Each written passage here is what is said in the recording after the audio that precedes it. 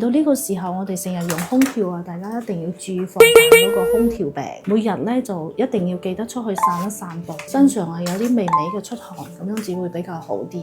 如果24小時成日都喺空調房外邊，你就好容易有空調病嘅，出現感冒啊、發燒啊呢啲咁嘅症狀，就唔係咁好嘅嚇。特別係朝早起身食完早餐之後，陽光燦爛嘅日子，出去散一散步，曬曬太陽，咁微微地出啲汗，咁呢啲空調病發生嘅機會應該就會少好多。跟住多啲飲啲溫溫地嘅開水啊，啲檸檬水啊咁樣，都會有啲幫助嘅，好冇？